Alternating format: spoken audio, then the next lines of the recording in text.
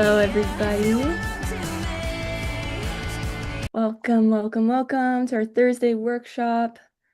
Just getting situated, and we will be starting the live stream.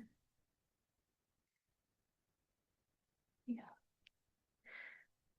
Hello, everybody. We are the Canadian Musicians Co-operative, a group of creatives that help our artistic community achieve excellence together and reduce the barriers to access that independent artists and arts professionals face in the 21st century.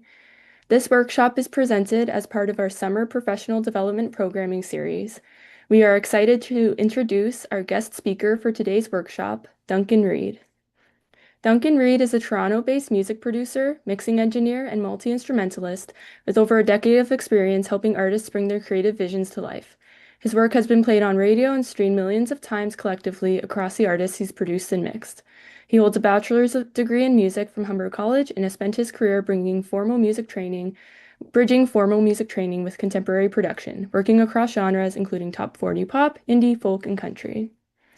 So I'm going to pass it over to Duncan for our production 101 workshop. Thank you so much, Emma. How's it going, everyone?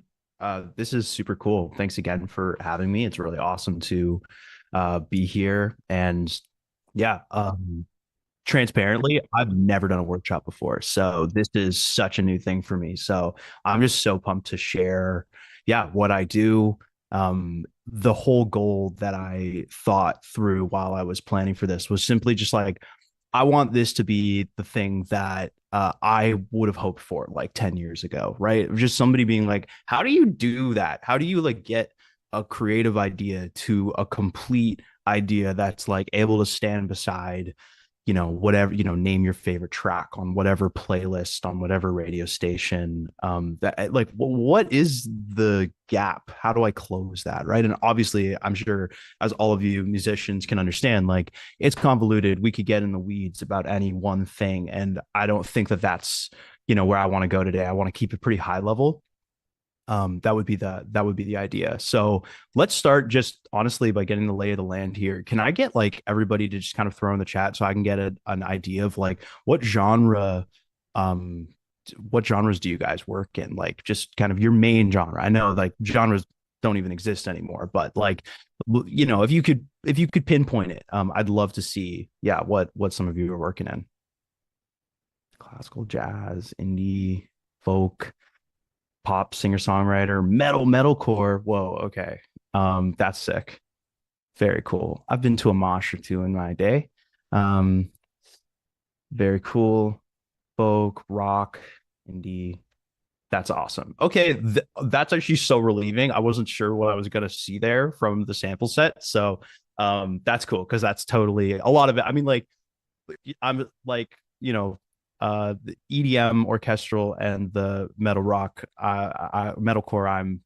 I will do my best to make this as transferable as possible. But this, yeah, it really is all. It's just concepts. But yeah, we're not going to be exploring those genres today. I'm sorry to say, but I hope that there's still tons that you can gain from this. So the way that I want to do it today is I'm going to basically try to map out the demo and production process and talk about how these things are actually not separate phases like we're kind of taught to understand, right? Like we're taught the processes of like pre-production, like demoing, pre-production, production, mixing, mastering. You have to like move the song from section to section. But um I want to challenge that idea today and talk about how all of these parts of the process actually happen simultaneously. And that's how these great works of art that we come to understand and be inspired by get created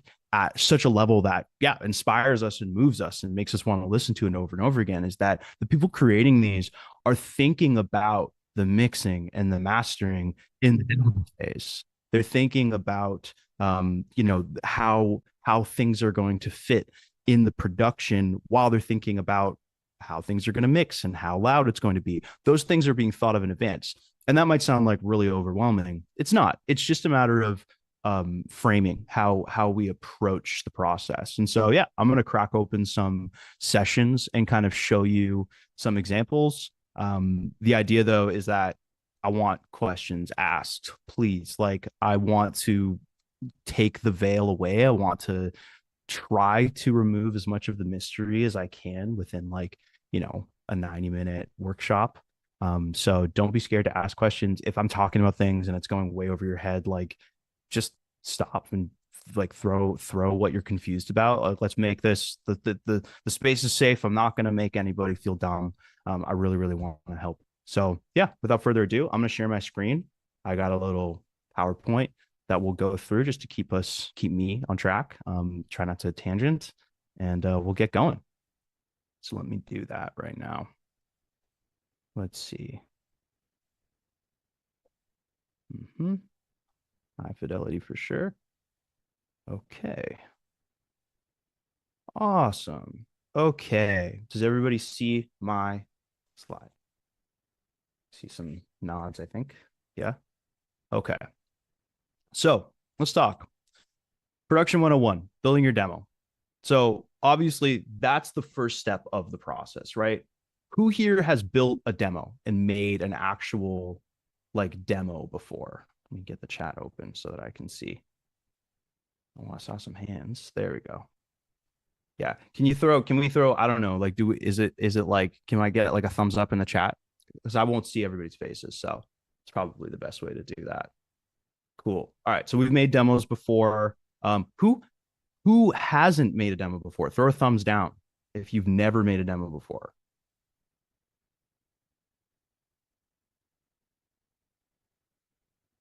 Okay. So like most, okay. Some, okay.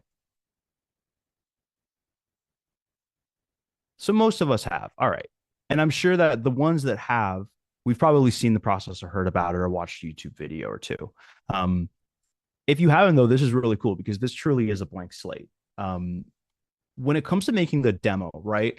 I feel like in today's industry, the demo process really does get overlooked because we want it to be perfect, right? I mean, like, not a rabbit hole we're going to dive down into. I'm an optimist when it comes to this, but there's obviously the whole AI thing going on right now, where it's like, well, I can type a prompt into Suno and something can just be perfect, right? Well, I need it to be as perfect as I possibly can have it be from the beginning. But I really disagree with that. I think that the best songs come from imperfection. They come from a demo catching a vibe that could only have been caught when the stakes were very low in a situation. And I think that that's my first main point when it comes to anything you do with recording yourself is like, forget mixing, forget the plugins, forget trying to make it, forget like getting wrapped up in the fact that it doesn't measure up yet to what you're comparing it to. Pick your genre. You're in folk. It doesn't sound like a Noah Khan song yet, right? It's okay. It doesn't matter because all of those Noah Khan songs, they all started as just like a voice note or him just like sitting at a piano or a guitar, getting a vibe, a feeling across, right? And then there was something in that feeling that he went, I have to preserve this, right? And that is actually so important, is like catching that vibe, understanding what that core value is of your idea, and then going, okay, now how do we build around this? But it has to happen in a low pressure environment. So I'm going to crack open a project right now. Let's crack this open. And I'm going to show some examples of this happening. So also a moment of truth. Let's see if we can all hear the audio. We should be able to. I did test this, so we should be able to. Crack it open here. Yeah, that's the biggest thing is like when you're making your demo, right? Like there's no expectation. Of course, it you can be like, oh, well, it doesn't sound good. Like it's just a guitar and a vocal, but it's like, yeah, but it sounds worse than that. Nothing, right? Like it's better than nothing sitting there. You have to get something down. Another way of looking at it is like, I'm sure so many of you on a walk or in the shower or just like jamming with friends, right, have had like really cool hook ideas come through where you're like, well, that's really sick. I hope you captured it because that is the core. That's the thing that you build everything off of rather than like, oh, I just have a set of lyrics and now I have to put a guitar. It's like, no, no, no. There's got to be a core idea, right? Are we clear on that? Like, is everybody understanding? Give me a thumbs up if like we understand what I mean when I say a core idea. I'm about to show an example, but cool. All right. So let's make sure that this works here. I'm pretty sure we should get, let me see. Uh, I just have to output to the Zoom audio device, I believe, is the trick. Give me one sec here, guys. There we go. Load it up. So this is a song. This first example that I'm going to show was an example of a song where, because as we know, right, like songs get created differently. It's not that there's like one right or wrong starting point, and I firmly believe that. If you're, if you are more folky and you really all your songs do exist in like a guitar voice format first, that's okay. There's nothing wrong with that. But then, if you are, I saw someone say EDM, right? So like, I'm sure that most of your songs are going to start in the DAW. They're going to start by like some kind of beat, and then maybe you're writing a top line over top of it. That's cool too. It doesn't matter how that like lightning in the bottle is caught. It's just important to recognize it when you catch it and then preserve it and start to build on that. However, it's caught. There's no right or wrong. So I hope none of you were walking around thinking that there is, because I don't believe that there is. All right, let's see here. Let me just play this guitar out. Um, Emma, I'm looking at you. Can you give me a thumbs just like you play guitar? We have to find something else. But in her case, it's like she plays a nylon guitar all the time. Let's make sure to like build nylon into the sound. So we're playing around, and what happened first was this riff. I don't remember which one happened first. They're like quadrupled, but this riff.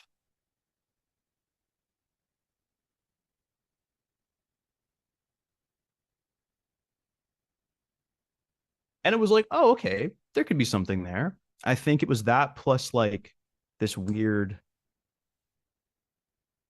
little like chromatic jump. And we were like, all right, that's kind of cool. Let's try something out. I think we were, no, we weren't remote yet. Never mind. But she was in the room with me and I tracked that out. So it was like, that's a cool idea. That's a core idea. Now I went, okay, let's record that 4 times to make it super thick and make it present, right? So I have that happening 4 times, panned left to right, left to right.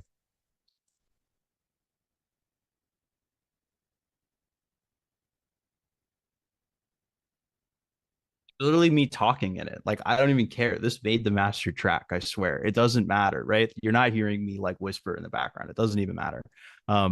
So I think then I wanted it vibey. So I threw like a weird little plug-in chain on it, made it a little, yeah, just a little weird sounding.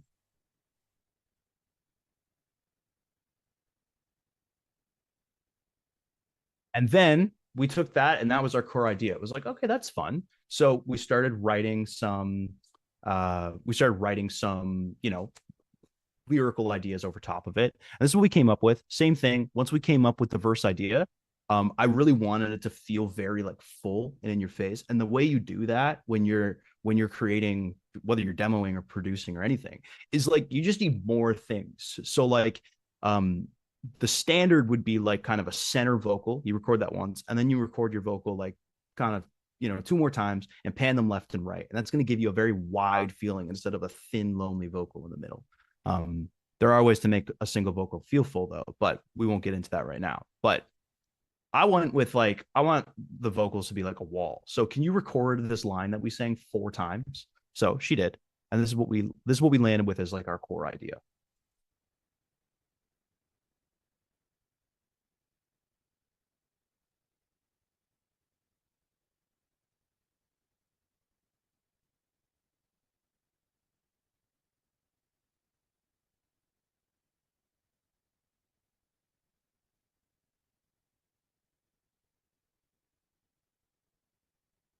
And then I think we went like this.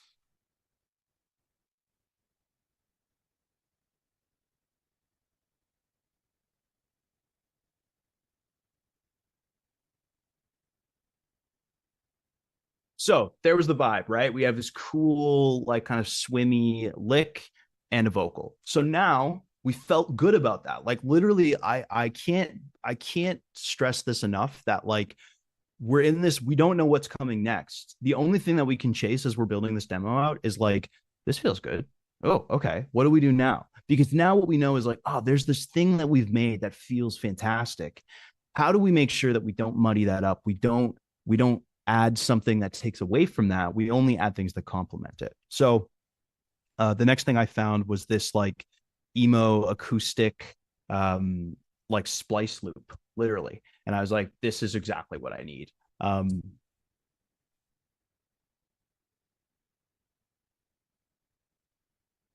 um,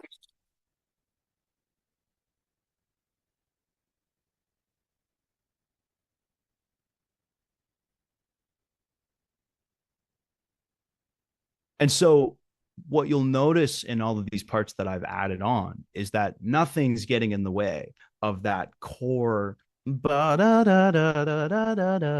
Nothing's getting in the way of that or her voice, right? Because those are the things that matter the most. So even if had found a part, and I probably did go through plenty of things that felt cool, but didn't serve the core thing that we were like, that's it. That's the thing that makes this song feel cool.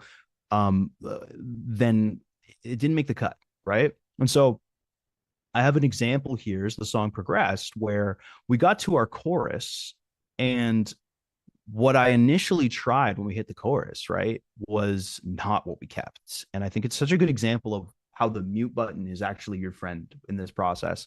Um, like also I spent like 20-25 minutes trying to find the piano part for this. And we just didn't even use it. So this is what was there initially. Um,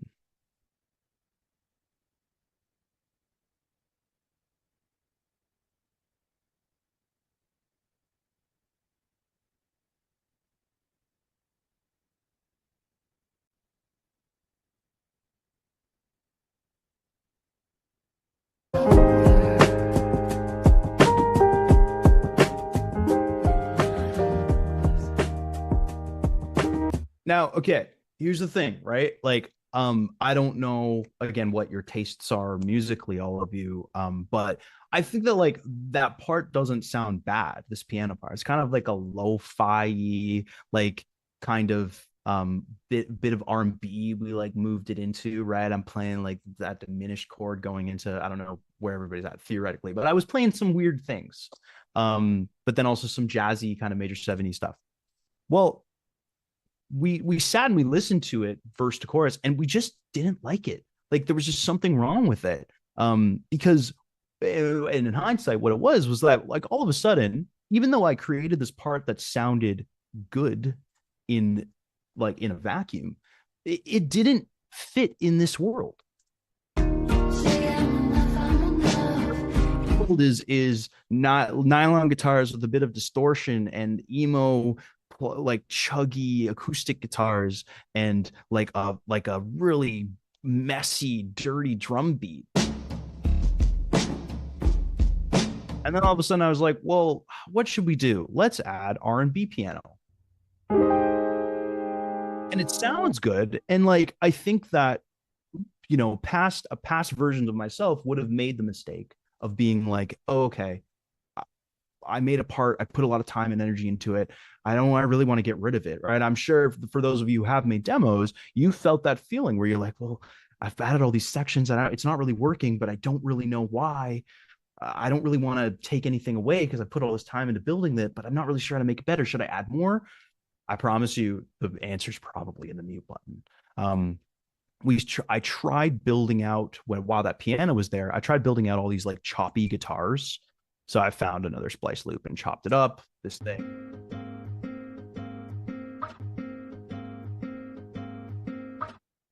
Literally, there's still clicks from like not crossfading. For those of you who know what that is, just when audio kind of like jumps into another section of audio. I don't care. It didn't matter. I was just demoing. I was just finding the vibe.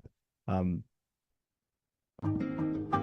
this part's still cool, but when I put it all together, this like core piano idea that I had in there So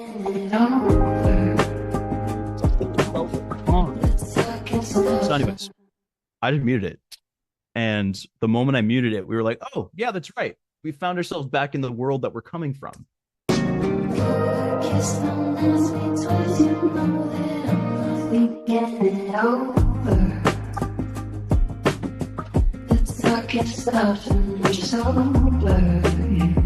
Right. So you can see I've kept the palette now guitar. I've kept the palette weird, choppy, weird stuff. And the introduction of a piano was the wrong move because it's like, it's not the world that we're setting. It's not the scene that we're setting. But sometimes you do have to just move away from something and get lost to like, realize, like, turn around and be like, oh yeah, that's right. I've veered way too far from the path. So that's my first example in terms of just preserving vibe. This song's a little different because it does just kind of take a lot of different turns, but each turn does honor itself respectively in terms of what the vibe is trying to achieve. Before I even move on though to my next example, are there any questions with this? Is there anything that anybody wants to hear, or There's just a like, question. yes? Sorry, I interrupted you earlier because I'm not good at No. gauging on Zoom. There is a question. We have wondering what your take is on using loops versus recording it, or using MIDI instruments yourself, or what's a good balance of both?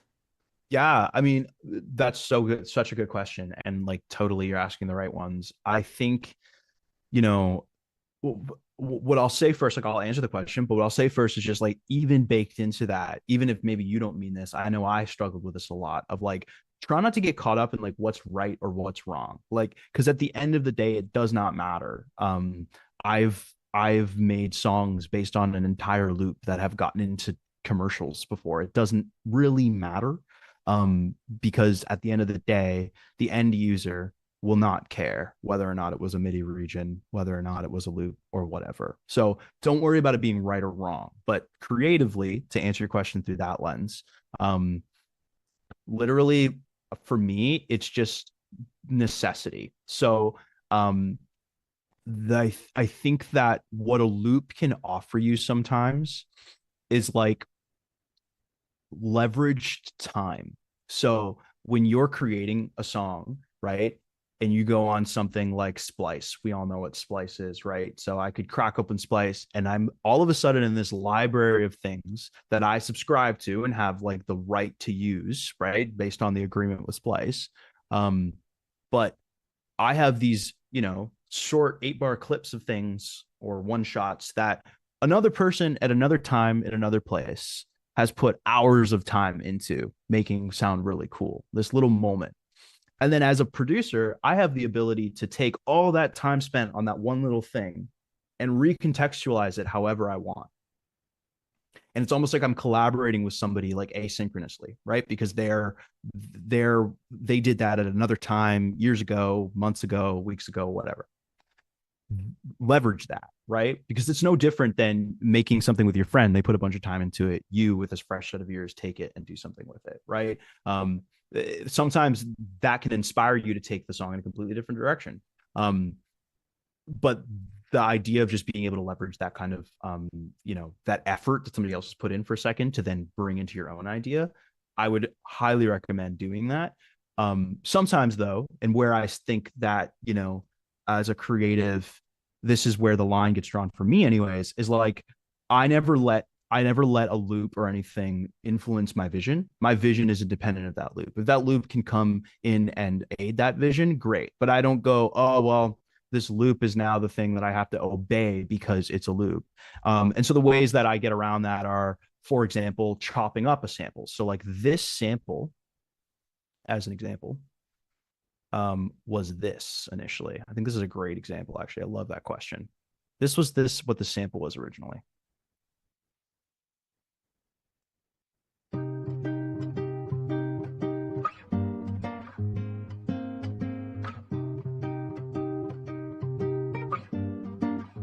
Now, let me remind you what it exists as now.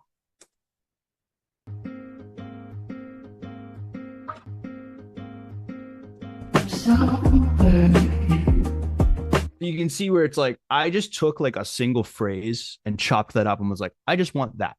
And then I shopped around and was like, and then I want that. And I pieced together my own rhythmic phrase. And because I just heard that sample and was like, I want the sound of that. I like that. But now, and it took me, I think, like my poor artist had to sit there for like 20 minutes while I chopped this thing up. But I didn't just go like, oh, that I have to now use exactly what this person played. This person just, I basically just took their notes that they did and rearranged it and reinterpreted. Do you have a time constraint that you adhere to when dealing with an idea for part of a song? Yeah, that's a good point. I think it's an ebb and flow. Like it's definitely something you want to keep yourself accountable to. I think that for me, it's just it's like you kind of there is just risk. Sometimes you got to be like you gotta. It's like my level of conviction. Do I think that this could really improve the song? If I do, then I go for it and I do it. Sometimes I go for it and I do it, and then I put it in the song, and I've asked someone to give me all this time, and then we sit and we listen, and it's crap. And it's actually more of the having the like uh you know uh the ability to swallow your pride and be like, well, that sucked, all right, let's move on. Than it is like justifying its existence because you spent a certain amount of time on it. Do you prefer to record from top to bottom of the instrument, make the song sound more human? I think it's okay to record a line and loop it. Yeah, I think the line and looping it is fine. But very like the whole point of top to bottom and like it being sounding human is actually just because like variation is human, right? So like if you play a part throughout 16 bars versus looping a bar, looping 2 8-bar loops, right? Or 4 bar loops. The thing that's going to make it sound human is variation. So if you're looping, fine, loop, save the time. But remember that you're going to have to vary that part at some point if you want it to sound human. So it's just like, it's like how do you want to approach it? I can fool you into something sounding human because I created a couple of variations in timing or whatever, very easily, right? Our ears aren't actually very good at picking up on that. Outside of that, how do I star a track? That's such a random question. I love it. Do you understand what the starring is like? Quantizing? I don't know. You're probably a Logic user if you ask that question. It's just in your like if I right click on a thing, track header components, and it's groove track, and I turn that on, and then I can see the checkbox. I make one of them the star. Basically, just makes all the other instruments listen to that track timing wise. But yeah, you got it. All right, I'm gonna move on to the next tune. But these are great questions. I love it. Let's see here. I'm gonna quit this. Let's head out, and let's go into. Yeah, this is Logic Pro. That's right. Okay, so here's another example of just like catching vibe. So when I say catching vibe, what does that mean, right? Like I think I'm of the philosophy that um great songs have like a core creative identity somehow, right? Because like there's only 7 notes in a major scale. And sure, we can leave some of those, like we can leave that scale sometimes, but there's only 12 notes possible to play in Western harmony, right? Unless you're doing microtonal stuff, but no one wants to hear that. So most of us are just going to do like Western music. And then there's only really so many chords that are like palatable, unless you're in jazz or orchestral, fine. But like that's a more niche market of people. If you are in folk, pop, anything that's like mass market, you got to play the game. You got to be accessible, right? So the things that are going to differentiate your music over other people's music have very little to do with the chords you play. This was like a big breakthrough I remember having because I went to jazz school. I did all the things. I did all the rocket science jazz and everything. And you really do get like fixated on the idea that it's like, well, if I just like create the perfect chord progression, everybody will love my music. But it's actually like, no, like the thing you learned and the thing I learned, and I went from like loving R&B and like more complicated stuff to like folk stuff was, oh no, like the beauty, in my opinion, is making something simple sound distinctive, something simple sound unique. Like the challenge is truly in, can you make a song with 3 chords feel like something you've never heard before? Like that's actually the hard thing, not like, well, if I play a G major 7 sharp 11 over top of this turnaround, then it's like, yeah, cool. There are moments for that, but it's not the thing that's going to make your song the next big thing. It's going to be, can you encapsulate a vibe? So what is responsible for that vibe can vary and actually has nothing to do with the chords. It has to do with effect, a nuance in your performance, in your delivery. Uh, how well can you get across a message with painting sound in the background? The simpler, the better. So this brings me to my next example. This was a really cool kind of pop tune that I worked with an artist called Vertigo Blue. One of their songs was in a Honda commercial, actually, a few years ago, which is really cool. Not this one, but one of them was that we worked on. But this one I thought was more fun as an example. So they are a producer, they self-produce, and I know some of you do. And he had made a beat, and his whole thing's really cool. I love his approach because he uses his iPhone mic to record most of his lead vocals, which is hilarious to think, but literally it doesn't matter. Like the microphone on your iPhone is so good. If you know how to like make a chain on it, especially like you don't need a multi-$1,000 microphone, especially in pop. Obviously in folk it's a little different. You really do need something a little more realistic sounding, but in pop, nah, we're gonna throw a bunch of plugins on it anyways, who cares? So he made this demo, and it sounds really cool. It's very speeded for those who don't know too. So his voice, it's basically like the whole project is like sped up. Um, and so his voice sounds a little higher pitched, like it's just kind of part of the vibe. It's like kind of a, someone told me it kind of sounds like a Yukon by Justin Bieber, which is crazy because we produced this before Yukon, but whatever. It's not released, so I can't claim that Justin Bieber stole it from us. But yeah, so he recorded this demo in his bathroom, which was really cool, because the reverb in his like parents' bathroom was so sick, and it was so part of the initial demo that as the producer, I was like, okay, like we can't just use your like reverb coming into your iPhone mic from like we need this as an effect though. So I don't know if you guys know what an impulse response is, but essentially it's the way that you can, it's a really cool thing that you can do where you can take a space, any space, a bathroom, a church, wherever, and you can actually imprint that sound, that reverb of a space, by doing what's called an impulse response. It's really simple. It sounds way more complex than it is. Literally, you just like put a speaker in a room with a microphone, and the speaker does what's called a frequency sweep. So it does all the frequencies with a sine wave, which is like the simplest of waves, and it goes and it like literally activates all the possible frequencies that we can hear in a room, and it records it, and then it turns that into what's called an IR file, an impulse response file, and you load that into this tool called a convolution reverb. Most DAWs have them, and what the convolution reverb does is it takes the impulse response, this IR, and it literally mathematically recreates the reverb, and you can put that reverb on a space like you could anything else. And so what we did was we went and drove up to his parents' house, like an hour north, and went into his parents' basement bathroom where he recorded this, and did an impulse response of his parents' reverb, and used that. And so I basically got to use this reverb as an added effect. So when I was mixing, it was really helpful because you can control the reverb separately. But it turned out to be really cool, and it was like vital to the identity of the tune, in my opinion. So I'll give you a little, I'll show you what that sounds like. Let me just make sure you're hearing. Yeah, you should be hearing this. Emma, could you give me a thumbs up again? Just make sure that I got that, or you guys get that. So put it from. I was swerving, fire in the back while the coupe hit the curb. I was swerving.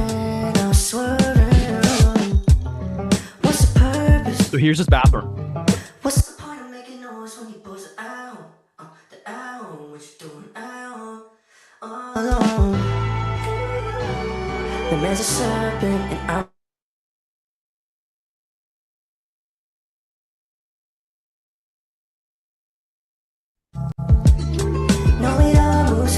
So if I go over to the verse,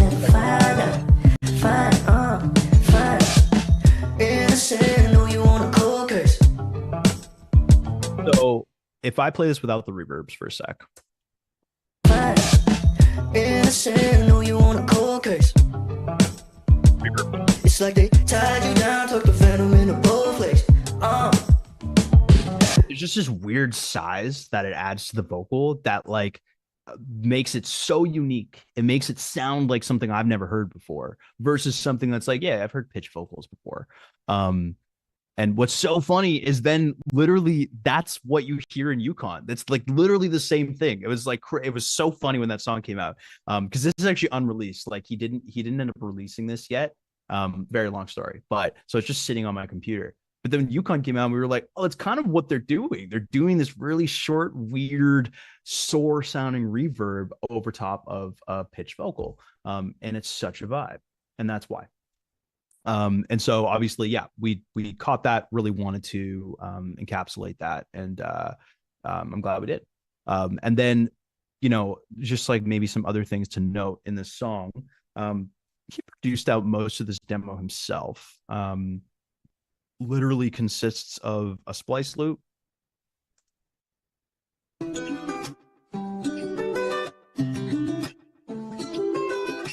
bass,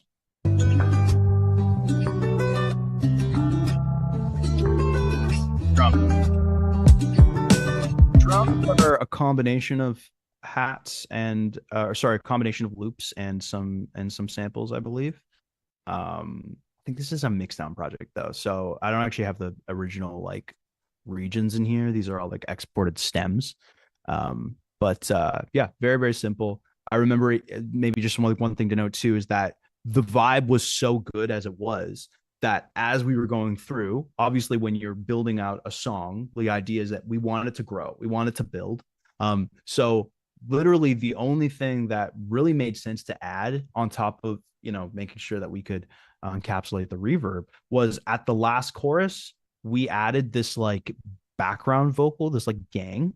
And when we added the gang, um the idea was that we actually made so all of his vocals in the song are pitched, but the gang's vocals are not pitched, so they're actually like a real human voice for a second, like singing along with them. So they kind of sound like this. I'll solo them for a sec here. Yeah, think by now, you should know by now. With everything, here's the settings here. Moves fast, but you never know how. Yeah, think by now, you should know by now. Yeah, you best believe there's a snake in the grass, but you never find out. Find out.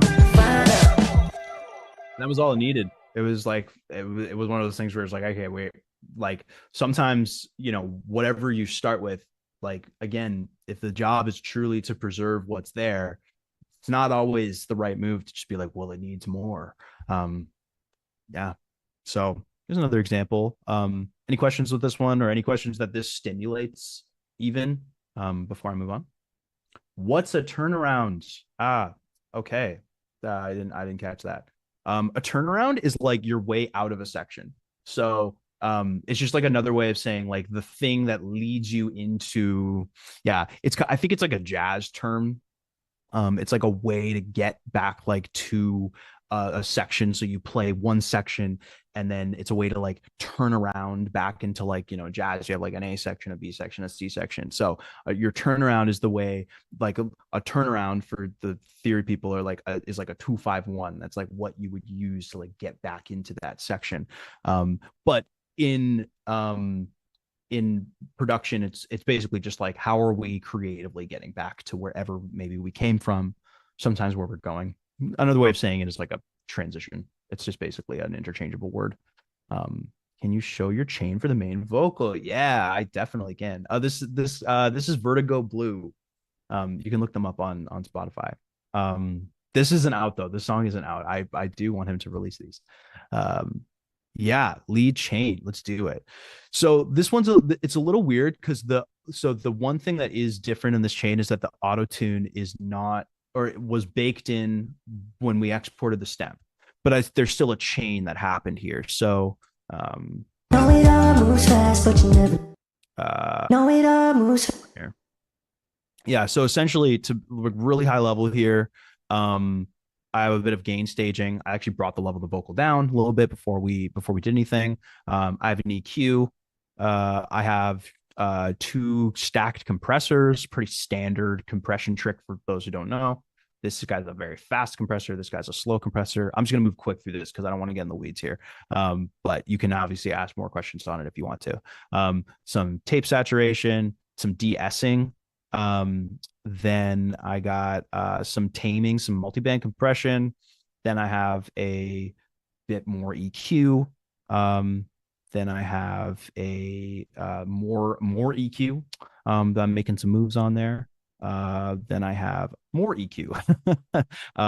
The reason being is just like I like plugins to just do one simple thing. Helps me keep track of what's going on instead of like one EQ doing like 80,000 things. More EQ doing nothing. Okay, that EQ is just there to be there. A soothe, for those of you who know, just kind of makes things less harsh, among other things, and then some like last minute compression.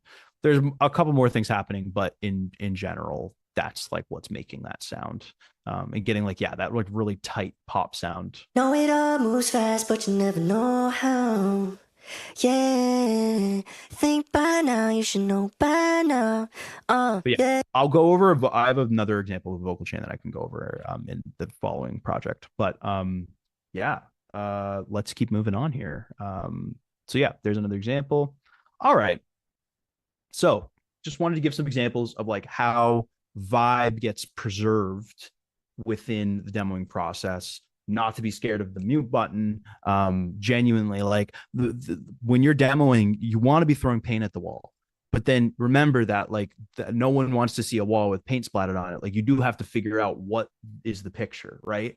Eventually. But it is important, I think, to throw things at the wall and feel what sticks, if that makes sense. So let's move on. So once we've caught the vibe, right? We have the vibe. I think what's a really good way of approaching the process, rather than, like I said, breaking up this process into these discrete steps. I think we can make decisions creatively that make each part of the process way easier down the road because we kind of pre-do it. So the way I want to lead into that is just by kind of giving everybody an understanding of what we're working with when we're talking about what we hear and how we hear things, right? So this is the electromagnetic spectrum, right? This is like all the frequencies of energy that we kind of know about, talk about, right? So like within, and I'm starting with kind of sight, right? Within this whole spectrum, this is all that we see, right? Visibly. That's it. We don't see ultraviolet light. We don't see X-rays, gamma rays, any of those. We just see this. Everything that we are witnessing right now is just within this tiny little spectrum. Similarly, right? And this is the crazy thing. Like, again, this I'll keep this very high level, but like we're also just hearing those same waves. They're just way slower, right? We're the things that our ears are picking up are just slower versions of the things that we're seeing, these energy waves. That's down here. Okay. So as a human being, we hear from about 10 to 20 hertz. Some humans claim they can hear 10 hertz. Most people can only hear 20 hertz. I promise you, none of us can hear 10 hertz. But historically, that's been claimed to be true. All the way up to, for some, I don't know why this is, probably because it's not like an audio centric diagram, but all the way up to 20,000 hertz is what we can hear, right? Hertz being, very simply, just so we're all on the same page here, hertz being the thing that basically it's the amount of hertz. When we say hertz, it's just the amount of times that a wave cycles per second is the way to say it. And even more simply, it's just how fast it is, right? It's like hertz, 1 kilometer per hour, you pick, right? It doesn't, it just speed is all that matters, right? So 10 hertz is very slow, but very long, very big. We interpret that as low, right? Low end energy. 20 hertz, 10K, the faster it gets, we interpret that as higher until it gets so high we can't hear it. And then it's a radio wave, and then it's a X-ray that gives you cancer. It's like, it's crazy how insane the energy spectrum is, that we can, but our ears pick up on this range of them. All right. So why is this important? Why does this even matter? I think it's really important because I think that it helps us understand better that when we're creating music that we're hearing out of speakers or out of our headphones, right? We're not dealing with this entire like spectrum. We don't have a lot of room. There's not a lot of room to work with. And so this is a standard EQ plugin where we would adjust the balance of different frequencies. We can see on the bottom here, we have 20K, 20,000 hertz, 20 kilohertz, and 20 hertz all the way down here. And all we hear is everything in between. So when we're creating music, I think it's really important to remember that like all the elements we have can only fit within this frequency spectrum. And they all overlap and they all take up room. A bass is very low, takes up a lot of low end, but your voice has low end in it as well.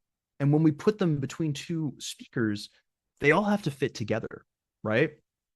The thing that we can get really caught up when I found when I was first starting was that your imagination, like what you can hear in your head when you think about a song that you're trying to create, doesn't have to abide by the laws of physics, right? In your head, whatever music, whatever masterpiece you hear in your head can have as many elements as you want to imagine, fitting in as many places as you want.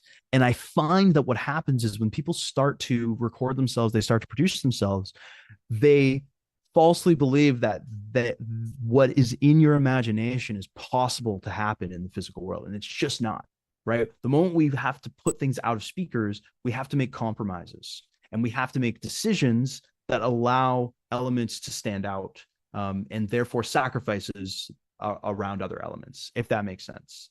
Is that clear? Does anybody, that was really, really scientific and heady there. Does anybody have any questions before I move on to the next part? Oh, I got a question. Do you create a brand new section when creating final version? I do create a brand new session when creating the final version. Yeah, it's cleaner. That's cleaner. Started a clean slate. But yeah, any questions? Anything at all? Emma, do we got anything or we're good to move on? Nope, that was the only one. All right, awesome. Okay, so let's move on. So arrangement is mixing. All right, so I'm going to crack open a project that is a very dense project to kind of give this an example. Oh, you know what I forgot to do? It's okay. It's not too late. I'm going to throw this in the chat. I just created like a little follow along document, but there are some things we're going to need in a second. So I'm going to put this in the chat. If everybody wants to open this up here. Everybody should have access to it. So yeah, everybody get that open for a sec while I'm talking here. I'm going to crack open a project. It's pretty dense. And we're just going to talk about how the different instruments occupy this project, right? How the different instruments occupy different ranges of the frequency spectrum, in a way that allows everything that needs to stand out to stand out. So I'll crack this open while everybody's opening up that document. Emma, just let me know if anybody has any issues cracking that open. So this is a little past a demo. This is a mix at this point. So what's happened at this point, if we take this, the things that are separating this from like a demo or a production is like all the edits have been cleaned up. There's pops and clicks that have been gone through and combed through, and kind of removed. The main lead vocal has like been tuned. It's been like melodined. It's been like manually fixed and tuned and cleaned up. Yeah, so there's less blemishes, but very much still just like core ideas at the front. Cracking this open here.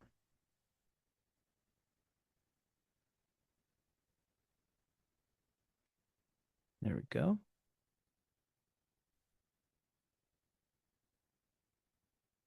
Okay. So,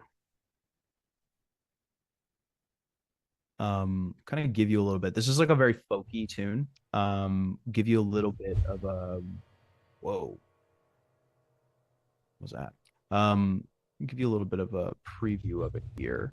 The way this tune works too is it kind of grows very linearly, right? Where we start with a lot of space and then it gets more and more dense as we go. And so as we go, I've had to make decisions about, well, what gets to stand out, because something can be dense and not be, actually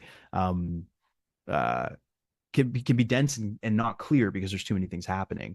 So it's important that if you're going to choose something that's dense and very wall of soundy, you need to make decisions about what's going to sit in front. Let's give you a little preview of it here. Oh,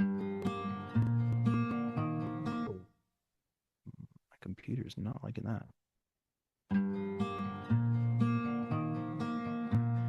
Mary can still remember when love lost, love gained in summer wind. Every Friday night she's drunk and dressed, picking through all the broken men. Carolina.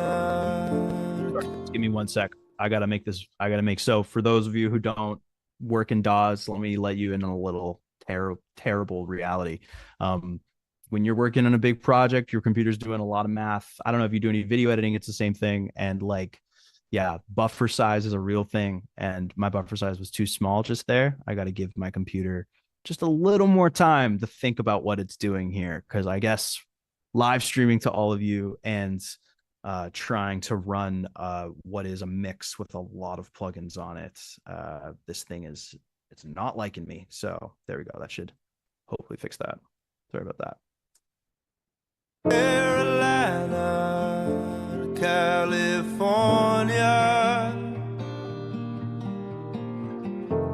ain't no place ever did it for her. Ain't there something with the dark sky destroys my sense of why? In the morning when I see your eyes, in the morning when the end is nigh.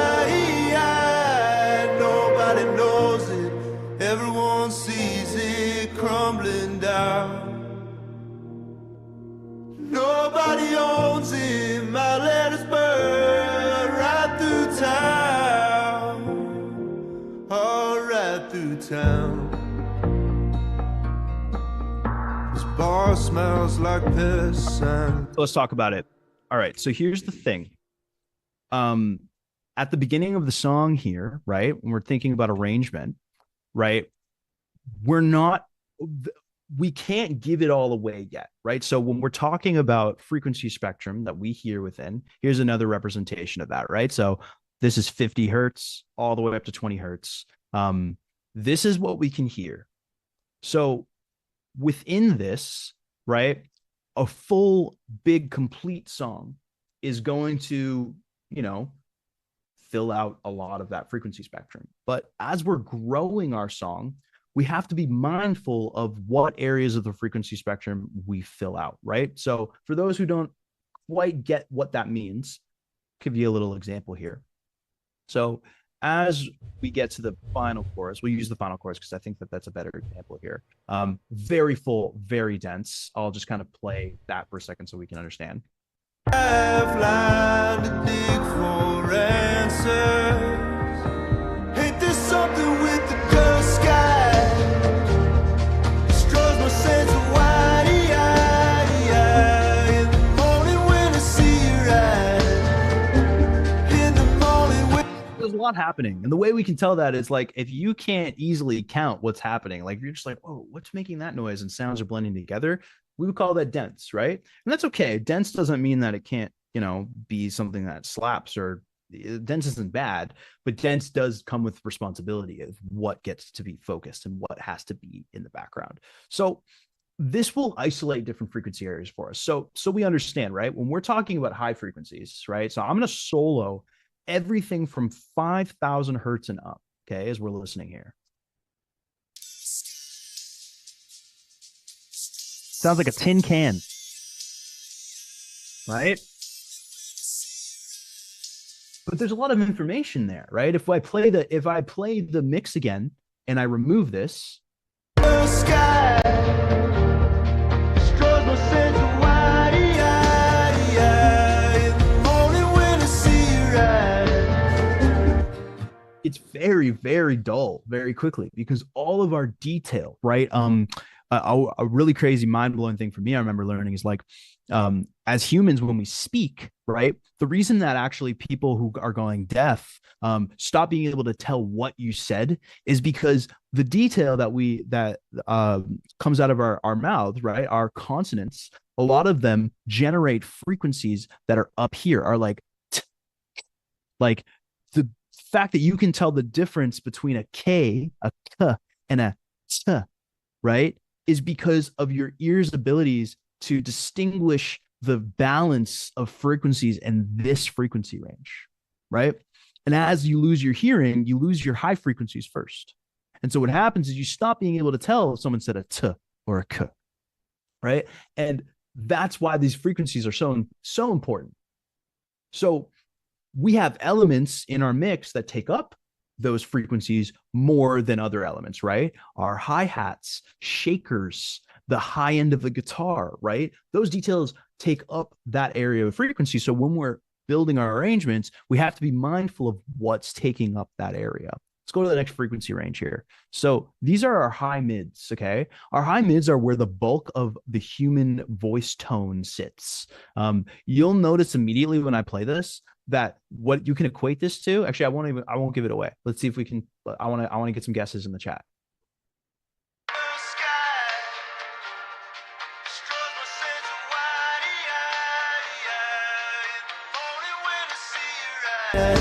Yep. Radio. Anything else? Phone call. Yep. Exactly. Right. Why is that? Like, why would that be? Why does that sound exactly like the radio or like a grocery store speaker? Like you're buying Cheerios and you're hearing that playing in the background. Like, why is that? Because of the frequency that they play at. Exactly. And the reason that they play that is because, well, it's not that that's what radio emits. It's that a lot of those speakers are very small and you need size and like a lot more intense engineering to get speakers that produce this kind of detail up here or produce low ends that like shakes things down here. And so the cheapest kind of speaker that you can have, like that old radio just like sitting on your shelf, a reasonably sized speaker can produce all of these frequencies. And double that with the fact that as humans, we hear those frequencies the best. Literally, that like physically, we hear those frequencies the best. That's a chart I didn't put in here, and we won't get into that. But like, look it up; it's crazy.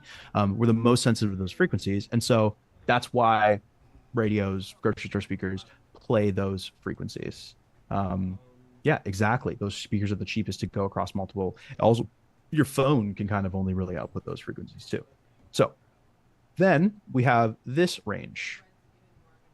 Actually, listen to how weird it sounds when I remove those frequencies. Listen to this.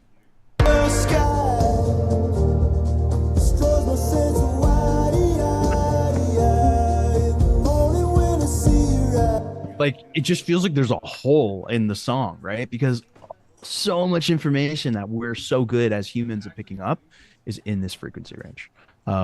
So our low mids,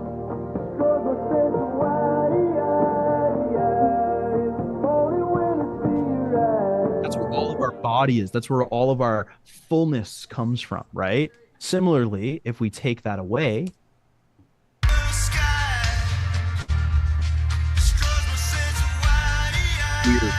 weird, right? So then we have our low frequencies. This is all sub information. This is just the lowest stuff. This is the stuff that like shakes the buildings. Right?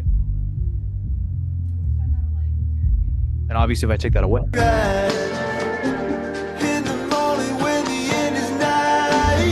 Now it's just got no guts, right? It's got no punch. And so why do I highlight this? I highlight this because all of the instruments that we play in arrangements occupy those frequencies, right? Like, and so it's important to understand how are we building out an arrangement. So like we have our drums, right? This is creating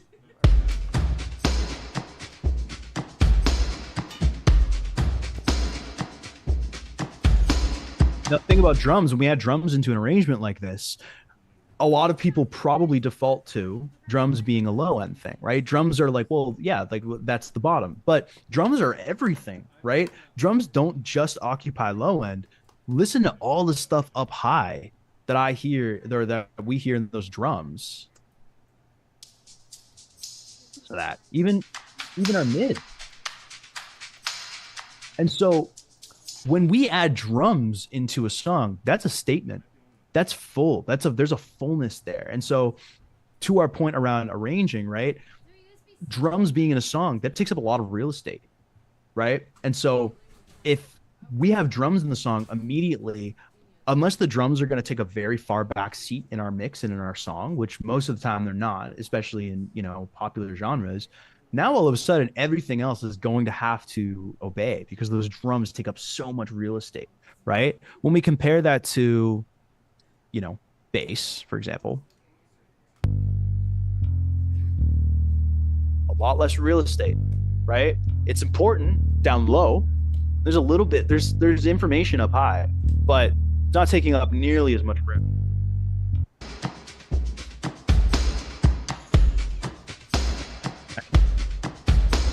Oh, as we add things in, what is another very prominent element? Probably our acoustic guitar, right? So like these alone,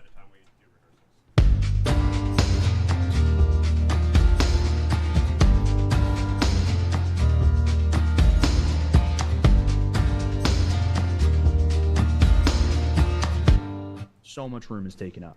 And so the thing that I want to point out here is that when we're thinking about adding elements, right? Every single one of these elements has to pass the test of, well, is this a forward facing element or a back facing element, right? There's a lot of stuff going on. Like, I'll remind you.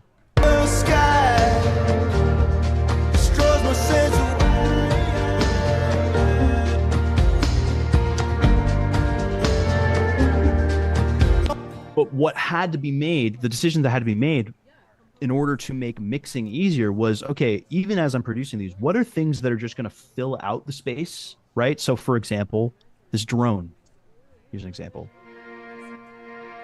This pumping kind of side chain drone, like pumping up and down. I can't afford to have that front and center because my drums and my bass and my guitar are so in front. Also a big prominent thing in this mix is this piano. You can hear that very clearly. Right.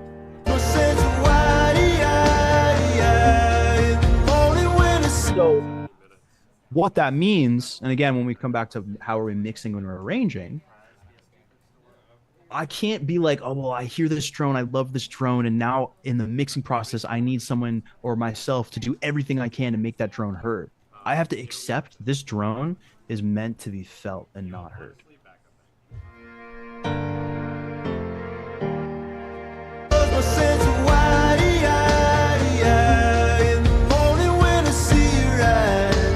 When I mute it, it might be hard to hear if you're listening on like laptop speakers. You might not even miss it. I can assure you that like on bigger speakers where there's like more definition, it's there and there's something to fill out. But it's not, its role isn't to be the thing that like is heard all the time. And so those things really do add up and stack up, and make a mixing process way easier or way harder depending on how attached you are to every individual element, right? Another way that we can manage this is that certain elements you can see here have their time to shine, and then this is an automation line pulling something up or down to be in the focus in that moment, and then it's back in the back, right? And so those kinds of arrangement decisions, right? Those are still arrangement decisions, are going to make mixing so much easier because then I don't have to pull a bunch of acrobatics with a bunch of plugins to try to like mangle my song to make everything heard equally. And so, yeah, I like this phrase, right? Like a song is your room to fill, but there's only so much of it to go around. The other thing to remember is that when you're arranging as well, like this is the most dense part of the song. There's a lot going on. There's like a lot of layers of them all together here.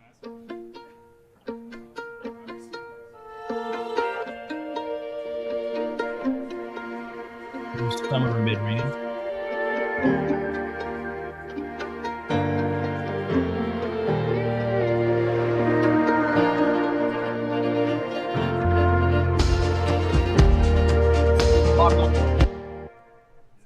when it comes to arranging, if you're giving somebody that much density, there are very few songs that can maintain that level of density the entire time, right? Because all of a sudden, like, I have to be aware as the producer that, like, I'm giving them a lot. Like, that's a lot of overstimulation.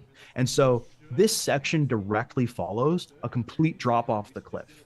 And the idea here is like, I have to regain your attention. It's important that you snap back into it. Maybe that was too much for you, or maybe that was just enough and you can't take any more. And so right through town.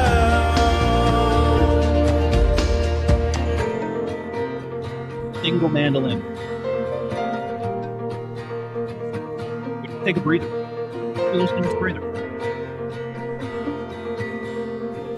And then we'll step back in. Kind of. Mary drinks like she means it, and I drink for the hell of it. There's nights to play and nights to lie, nights that I'm not wretched by. Ain't there something with the dark sky? Destroys my sense of why. Thing to note too, actually, that just kind of came out to me is there's this moment where, so in the first iteration of this big chorus, it just goes. Ain't there something with the dark sky? Destroys my sense. That like piano melody, and then in the second chorus, there's a couple added elements to make this chorus feel bigger, but there's this little lick. I wonder if I could find it. Ain't there something with the dark sky? Destroys my sense of why. Where is it? I don't know if it's in my guitars. Destroys my sense of why. Mandolin? I don't even know where it is. This project's pretty big, guys. We can only hear it. Yeah. Oh, wait. Here. Yeah. And so, because we've already entered the chorus once, we've hit this chorus again. It needs something to differentiate. And we haven't really been in the chorus long enough to hear the extra elements I've added for size. So I've added one other little kind of like extra, and then this as like a little statement to be like, I know we've heard this chorus again, but here's it again with a little lick. And Ain't there something with the dark sky? Destroys my sense of why.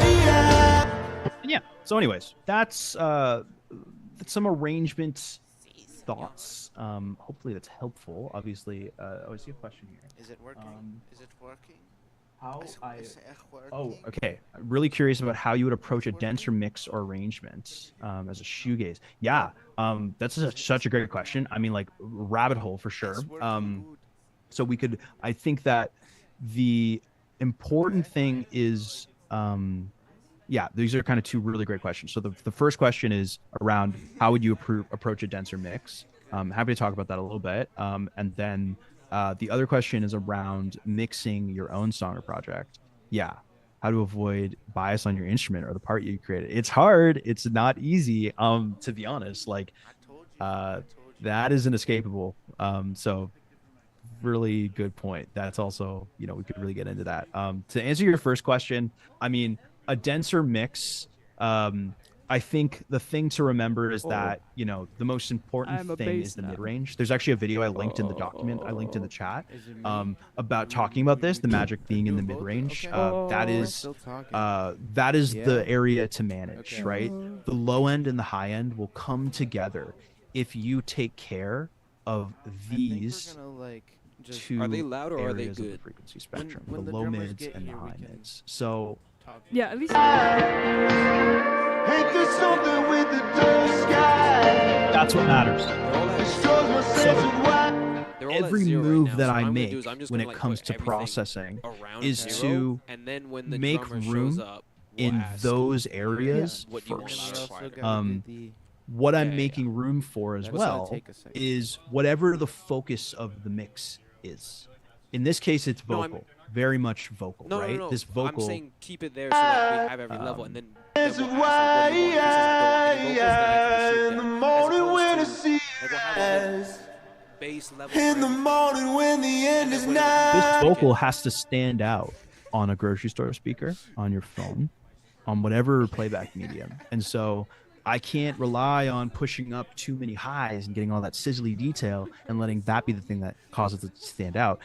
It has to stand out by existing as it exists and everything else in this very dense mix making way for it. Right. And that is the endless battle. So it happens on the track level. So like throughout the track, you'll see moves I've made where I'm cutting out. Our vocal kind of lives in this area as concentration wise, and so I'm cutting out in the main piano track sometimes multiple times. Look at that big cut here, and then I made a little more of a chain. I added some more plugins, and then I made another big cut here because I was just like, nope, that piano's still getting in the way of the vocal too much. Crazy close. Even after I've made how's these that? Is that individual loud, quiet, decisions, loud, quiet? I'm still subtly making a decision where That's I'm loud? actually routing No? all of the instruments to one bus, and then I am taking that bus and putting Soothe on it. Then I'm making, basically, I'll make this very simple. I'm making Soothe listen only to the vocals. So all the instruments hear are me? flowing into this bus, Faintly or and this like- plugin's listening to the vocal. When it hears the vocal, it pushes back on all the instruments even Okay, a so little bit I'm just to gonna make keep this at extra zero room for the still. vocal. So as I play it, This is why in the morning when I see you rise. all those things moving down are all the instrument signals being pushed back against to make extra room for the vocal. Very subtle. You can ruin a mix really quickly doing that. So you got to be careful. This is why in the morning when I see you rise. I don't know how well you hear. In the morning when the end is nigh. Nobody knows it. Everyone sees it crumbling down. If you don't hear that, that's fine over Zoom. It's all good. But essentially what it's doing is very subtly just like making a little more of a bed for the vocal to sit on over the course of the mix, so that vocal, I don't have to turn anything up or down. Things just get out of the way a little more for the vocal, is the idea. But yeah, instrument bias is so real. It's so true. We can talk about that if you can. Remind me when we do the Q&A, because I would love to get into that. Do you have any advice for making iPhone mic sound higher quality? Yeah, the iPhone mics are really, they're trying to be very brilliant in the high end. So with an iPhone mic, you have to tame your high end is the big thing. Your S's, you need to de-S, you need to get rid of those, it can be very harsh very quickly. So if you can address the harshness in an iPhone mic, you're gonna actually be able to get a pretty good sound out of it. But yeah, so anyways, that's kind of my example for arrangement. How about Android mics? Depends on your Android. I mean, there's such a variation in Androids that it depends. Like if you have a really nice Samsung S whatever, then like you're probably on par with the iPhone, right? Maybe some Android mics probably have better mics than the iPhones. But yeah, it just depends. It just really depends on the quality of the hardware. Yeah, so this is hopefully that's given you some arrangement insight. What I want to do now is move on to how we actually do this, because like here's the thing, I can talk all I want about different elements, and you can look at all these these regions, and it's like, cool, I get it, I'm seeing all these regions stack on top of each other, but like I'm sitting in front of a DAW and there's nothing here, and how do I get something there and know what's right to put, and how did you know what to put and what not to put? Like I understand that like there's only so much that you can gain from seeing a fully fleshed out project. So I thought that it might be helpful to try to as a group just like do the thing that producers do, which is reference. And so there's a way to do this, right? A reference track, we've probably all heard this before, but when you're trying to create a song, right? Your song is going to exist in the context of every song that exists already, right? You're not going to reinvent the wheel. You're probably not going to do anything really groundbreaking. really, and you don't want to. You want people to hear your music, not kind of hate it until finally someone wants to listen to it, right? So we're going to make things that sound like other things. And when we use reference tracks, while it can help to be like, okay, I want to make I'll use Noah Khan again, right? Like I want to make a Noah Khan song, so I want to do A, B, and C. Sure, that's helpful, but what I find it's really helpful to use reference tracks for as well is to um, have a how should I put it? To know when you're hot or cold, because I find that what can happen is kind of my point earlier about imagination, like we can imagine up anything we want. And when we imagine songs that we love, we tend to think that they're more complicated or bigger than they are.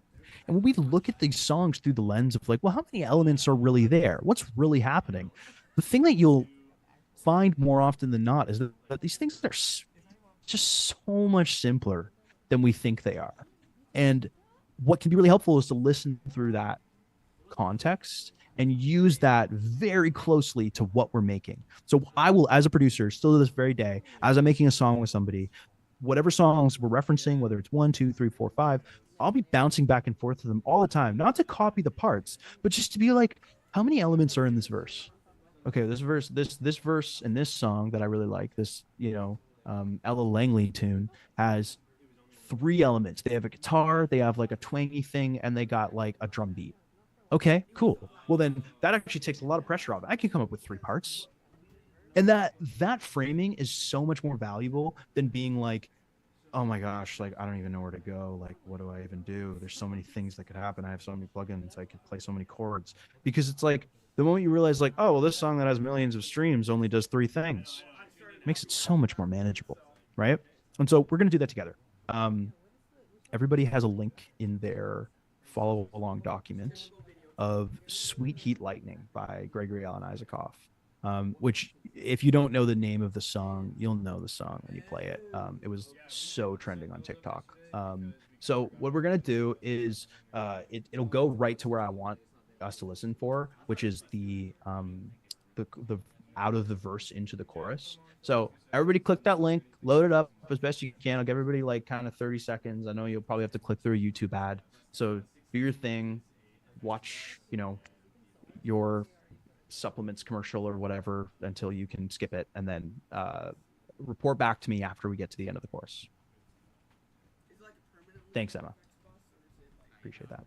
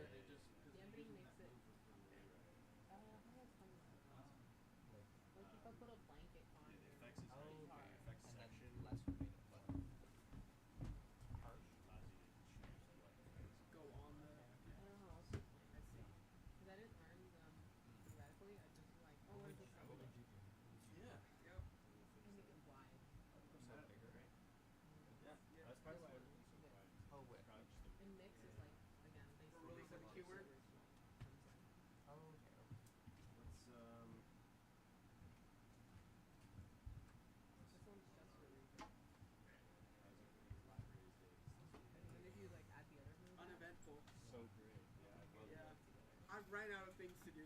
I'm just messing around with the doll at this point.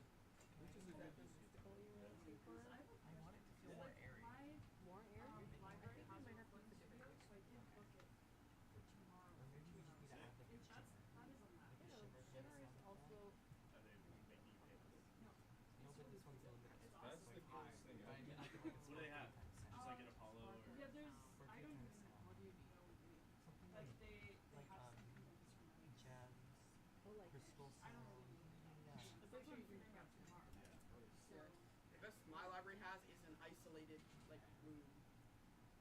It's a All right, give me a it's a box. give me a idea here. Do you think most of us have gotten through it? Noise dampened. Cool. Awesome. Okay, so in the chat right now, let's just look at this first question. So here's the thing, right? Like when we are listening, we have to be asking the critical questions deconstruct these songs, because there's it's not that complicated if we deconstruct it, but if we let it be this like amalgamated thing that is the idea of the song in our head, then yeah, it gets really intimidating. So let's answer this first question. I might get a couple different answers based on how we're hearing things, but how many things are playing in that you know chorus once it hits, and what are they? Throw some things that we hear here: piano motif, acoustic guitar, lead vocals, cymbal with rivets. Nice, yes. Couple pianos, bass. So what is that? Like one, two, three, four, five, maybe six things happening. Everybody heard that like I don't know how true this is. I'm not a scientist, but that like we can only keep our focus on like six things at a time. I think it's something like that. Okay. Well, there we go. We just have our entire focus filled with six things. We've got the and what's funny actually is the vocal is like just the calling you to say, and it just like then has its own kind of moment, right? We don't even have a vocal. And so if we if we keep track of what's going on here, all of a sudden it's like, oh, that's not that bad. Yeah, maybe there's like a tiny bit of banjo in there, but these are where we get. It's a good thing actually you brought up the banjo, because I think the things that we're hearing most prominently are that like crazy booming kick, right?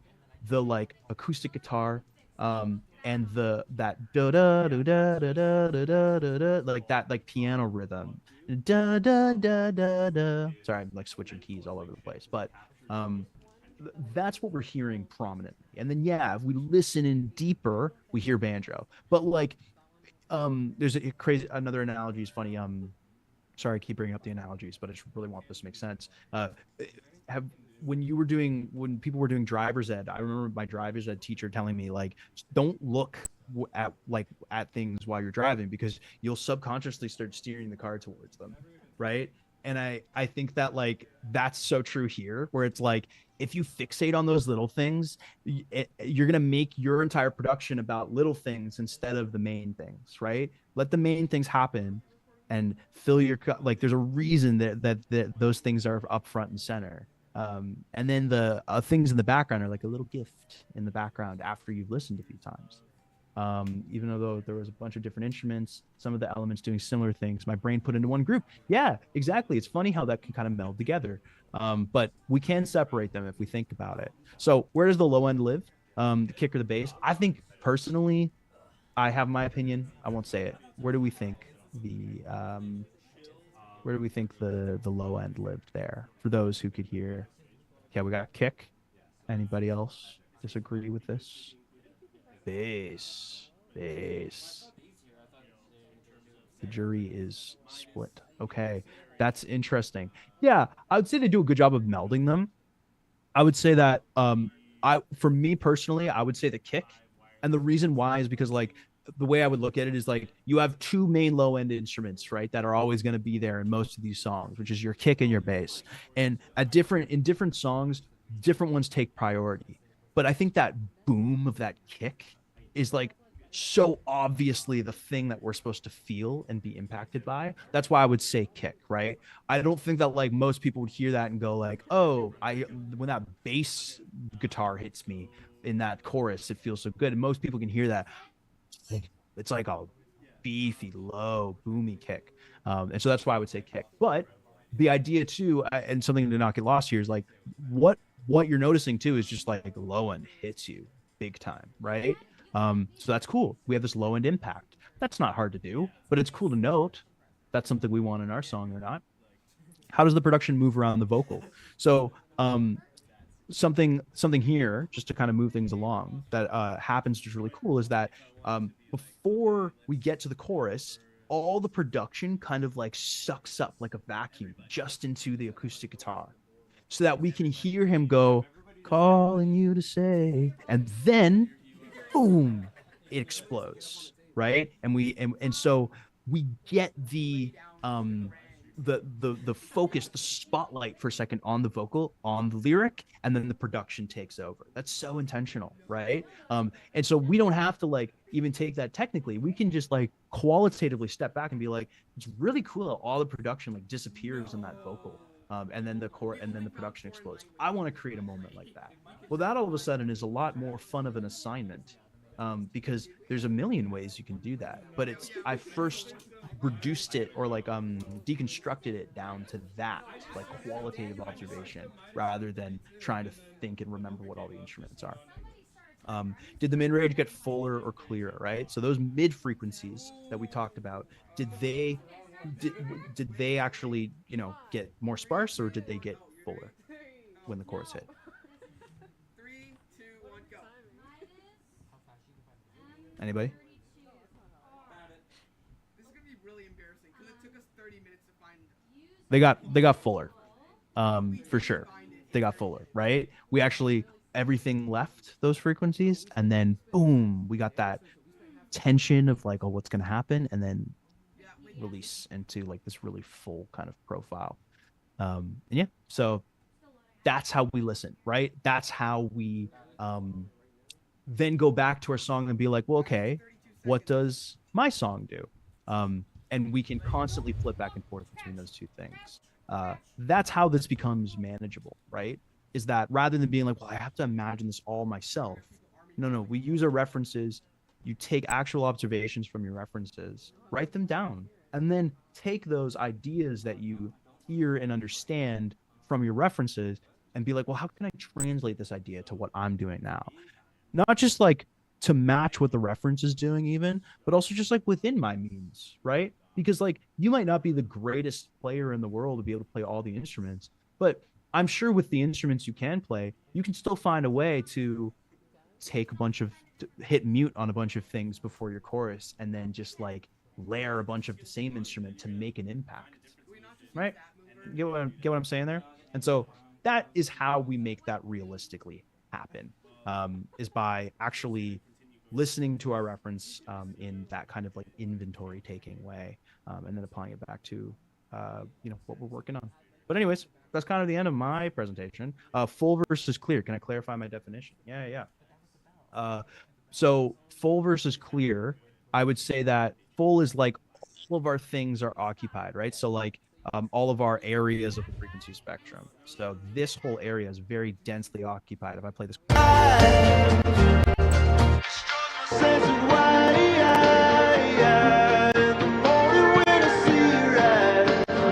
in there, when I go to the verse, smells like piss and Guinness. It's an Irish pub under a balcony.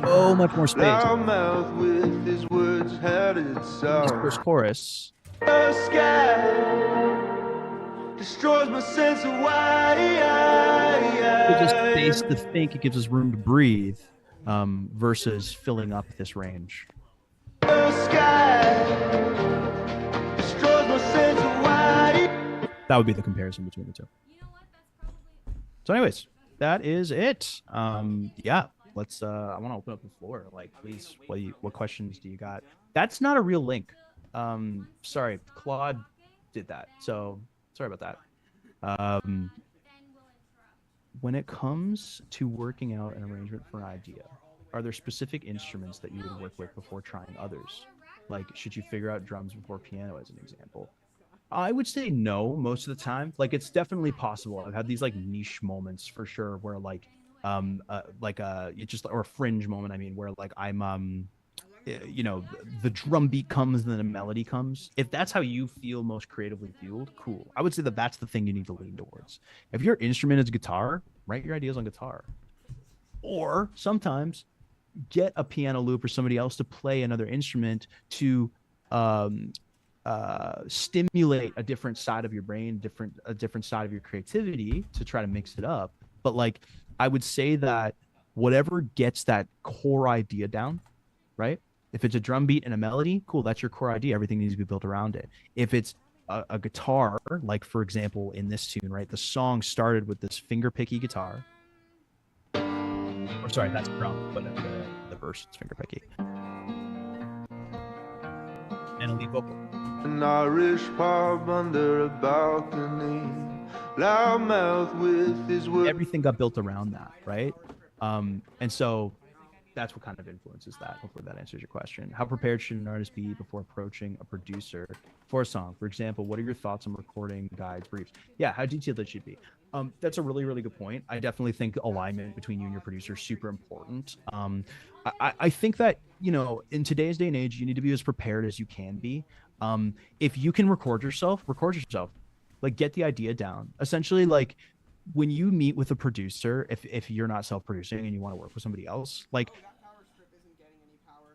everybody's brain power is finite. And so if you want your producer, like it's can be valuable to have your producer like help you to track things, but then they're putting all their brain power on that. So like expect an entire session, maybe longer, to just be put towards getting those bass ideas down, right? Whereas if you come with those bass ideas down, you work on recording to a click, you get that core idea down, and then you can articulate, I want this, I want this, I want that, and maybe you don't know how to do it yet. Well, then you're approaching your producer with a completely fresh set of ears, and all of their attention is going to immediately go towards, well, let's build on top of this, instead of being like, well, let's build the foundation of the house. Neither one is wrong, but it's just a matter of understanding by the less you come with already decided or put down, the more energy is going to be put into that before you can ever get to the point of building out. With this guy, for example, Wildview, he records all his vocals and his guitars separately, already timed, already fixed, and sends it to me. The vibe is there, so I don't really touch those, and then we just build all the production on top. And I actually taught him to do that initially so we could have that workflow, so that when he comes to me, it's like, let's build a world on top of this, rather than like, okay, let's get the click out, decide the tempo, and start tracking guitar. It needs to be done. Whether or not it happens with your producer or it happens with you is just how you want the workflow to go. What is the standard cost of a demo recording from conception to completion? How long are those sessions, generally speaking? Great question. It really depends. I think like we could talk industry standard versus just like what's reasonable. It really depends on where you are and where you are in your career and what you're trying to do. The standard cost of a demo recording, like from conception to completion, if you're like going out into the city and you're trying to like just find a producer to do it, my read on the Canadian industry is that you're gonna like the standard price is gonna be anywhere from like 1,500, maybe sometimes slightly lower, to like $2,500 to make a song from start to finish. But this is like working with people who like have credits, who have like tons of demand, and they're able to do that because their time is valuable. They put the hours in. That doesn't mean that you have to pay that to complete that or even get that sound. It just means that instead of being able to outsource that to like an experienced professional that can do that very quickly and efficiently, you're going to need to either figure out how to do it yourself or put faith in friends that are coming up that don't have the, you know, industry demand yet to charge that kind of price. And yeah, take advantage of that. Come up with them. Means also probably will take a little longer. I'd say most songs from demo to completion take anywhere from like 50 to 60 hours is like a pretty standard amount of time when you consider the amount of time it takes to like get scratch tracks down, sessions where you're just kind of like trying things out, vocal sessions, editing sessions, mix sessions, mastering, back and forth. It takes way longer than you think it would take, especially when you're going for something that, you know, is like very creative and you're not just like making like a cookie cutter song where you're just like adding tracks on like Lego blocks. So hopefully that answers your question. What is the standard? Yeah, okay, we just answered that. What do you use to do the reverb impulse response? Great question. So you use anything that's called a convolution reverb.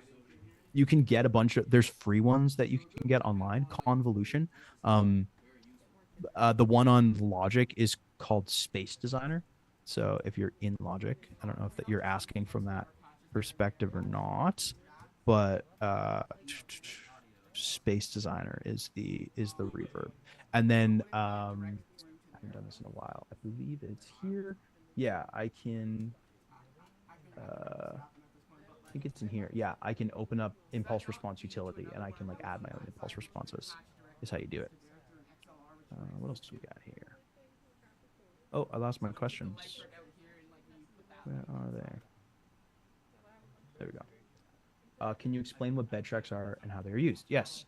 Yeah. So bed tracks are essentially the bass. Like really anything can be a bed track. Like a bed track is just like the thing that the entire track sits on. And so traditionally, like when like the only way to record music was in a studio, bed tracks were usually drums and bass and maybe like piano. And the idea being like this is the core idea that like the melody could be sung over these tracks and everything kind of makes sense. Um, Now I think that term can stretch out to anything. Like I think in the context of this project, for example, the bed tracks were his vocal and his guitar. He recorded those and we worked off of those. Those were the bed that we worked off of to build up the production. We after the fact built out the drums things. And so yeah, bed track is kind of, I think that definition is stretched a little bit of what it means, but that's yeah, it's literally the bed that the song sits on. Yeah, like bedrock, I guess is where that maybe that came from. But anything else? Please, I would love to answer questions. I'll stop sharing my screen here. What I was saying was, you see these XLR ports here, right? Does that not lead to somewhere in there, where with like an identical, like mirrored version of this? Also want to acknowledge how much information I just threw at all of you. So I appreciate you all. I hope that you got some value out of it. What's your favorite part of producing music? Great question. I would say the freedom for sure. I think it is so fun. Like the thing that I strive for every time that I make music is that, and I'm sure most of you have had this, if you've like made music at all in any way, you've experienced this, where that moment where you make something cool, whether or not it was live or you recorded it, and you kind of are just like, I can't believe I made this. I can't believe I made this thing that now I'm going to get to like jump up and down to. And like, you're able to look at each other and be like, holy crap, like we just made this. I live for that. That's like what I'm going for every single time that I make music. And just like having the freedom to kind of craft that yourself, make your own version of something. It's like cooking for yourself, right? You're just like, man, it's delicious. That's what I love about producing. Um, why do you use Logic instead of Pro Tools? And do you do all your mixing in Logic? Yes, great question. I use Logic instead of Pro Tools because I started using Logic in high school. It was just super accessible. Like Pro Tools is the industry standard, but like that's a whole thing. Like Avid's just a really smart company that kind of got into recording studios in like Nashville and LA and like made it the industry standard. Like in today's day and age, like you can use Cakewalk or BandLab if you want. Like it doesn't matter. Like everything sounds the same. It's just a matter of workflow. Like what feels good. Logic feels good. It feels more intuitive to use. And I don't want to learn another DAW. Kind of similar to like how I don't want to speak another language because I'll be bad at it and stumble in my communication. I don't want to bother learning another DAW because it'll just slow me down. I won't be able to move as freely creatively. So I just stick with Logic. Any advice for someone starting out producing their demos at home? Yep, just make stuff. And when I say make stuff, like it's gonna be bad at first. Let it be. Like decide your tempo, get better at practicing to a click, and then just like record your ideas. And try to bridge the gap between what you do when you're just alone in your bedroom and what happens in the DAW. That is the biggest skill to gain when you're demoing, right? It's like how do you not make something in a DAW sound rigid and sterile and actually sound like what like makes you feel good musically. Um, what can an artist do to prepare before meeting with a producer? Yeah, like references. So that's the biggest thing. Like I think having a good understanding of what you want by exploring music you like and identifying what you like out of that music and what you would like your music to sound like relative to that music, right? Because if you come with a producer and you're like, I like how the drums sound in this song, I like how the vocals sound in this song, I like how the guitars sound in this song, right? The producer's like, oh, I get it, I know how to do all those sounds. Like that's what we want our sound to be. All right, cool. Let's make it happen. Whereas like if you're just like, well, I don't know, I like want there to be piano. It's like, okay, all right, cool. Like that, you know what I'm saying. So the more clear of a vision you can have coming in, the more ammo you're going to give your producer. Have you ever accidentally written a song you already know, or that is clearly close? Do you commit to the idea in the moment, or change it for the sake of not wanting to copy it fully or not to worry about it? Um, yeah, definitely. It's happened a couple times. Yeah, and unfortunately, you just have to let go. Yeah, you can. It sucks. You like get a real, real attached. I've gotten a couple things. There was one. There's that. It's a Noah Cyrus song. Can't remember the name of it now. And It was really cool. The melody was so cool. It sounded awesome over the chorus. And then just like halfway through the session, the artist was just like, "Isn't that this song?" No, it sucks. But yeah, can't be out here committing plagiarism. So sometimes it just happens accidentally, and you just gotta like roll with it or move on. Um, and the mixing bias question. Yeah, right, about your own instruments. Yeah, take breaks. That's like probably the biggest thing for the people who are like, I'm gonna do this myself and I don't want to work with a producer. The biggest like unwritten thing and like unspoken about thing that self-producing leads to, that like no one talks about, is like that burnout and like the like chasing your own tail. And the only way around it is that you have to take breaks from your music, because if you just spent the past week listening to the same song every day to produce it and then you go try to mix it, you're not hearing anything properly. You need to take like 2 weeks from it, as you know, that can shorten as you get better at doing that. But like, you got to take breaks from your stuff. That's the way to get around mixing bias, so that when you're hearing something, it does sound closer to what it would sound like if you're hearing something for the first time, as best as you can. What are tips and suggestions about being able to build your knowledge on improving melodies? Yeah, that's I like great point. Chord theory, I would say, like, this is so big picture here, but like, if you have any basis of musical understanding, then you got to get good at understanding how chords relate to your melodies, right? Because melodies sound good because they outline chords well and creatively, and move between notes that are in the chord and notes that aren't in the chord. And so if you are playing a chord progression that does a certain amount of things, whatever, A to G, like A to D to E, let's say, right? Well, the melody is going to sound better, not just if you're playing in the A major scale, but if you're playing notes that outline those chords. That's the trick. Really simply put. Thoughts on nitpicking when you know generally, like, oh, let the song be. Yeah, I mean, that's where references help too, right? Because it's like you can look back against your reference. Sorry, I kind of muttered that. Nitpicking, when do you generally know when to let go and when to let the song be? It's your reference. It's like that I'll hit that point in a production too, where I'm like, okay, of all the songs that we said we liked and we wanted to make this kind of fit in the world of, what are they doing right now? Oh, okay, well, they only have 5 things and I've added 7. Does it work? Does 7 work? Sure, maybe it works and I keep them, like this song I was showing you guys. It's pretty dense, but I think it all works. Maybe it's like, no, no, no, we've lost the plot a little bit relative to these songs. Let's pull these back. Using references as your compass is a really good way to stop nitpicking. Last question. Yeah, cool. That was the last question. Yeah, Claire, awesome. Thanks for helping them with music theory. That's sick.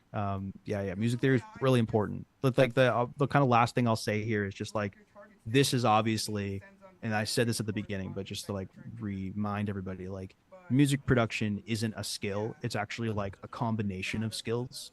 Music production is like theory knowledge and instrumentation knowledge and technical knowledge all wrapped up into one thing. And so, the big picture way to improve your skill as a producer is to go into those individual areas and improve. And then you revisit production and you will get better. Amazing. Thank you so much. I'm gonna say our closing on behalf of Canadian Musicians Cooperative. We'd like to thank you, Duncan, for sharing your experience, knowledge, and resources. For anyone watching this live stream publicly, we have more public workshops planned during the summer season, as well as our Barnes to Beaches showcase tour, and you can find more information on our website, www.canadianmusicians.coop. Thank you everyone for joining us, and thank you again, Duncan, for your presentation today. We learned so much and really appreciate you being here. Yeah, thanks so much, guys. This was awesome. Okay. Yay. So, Duncan, I'm going to scoop you into a breakout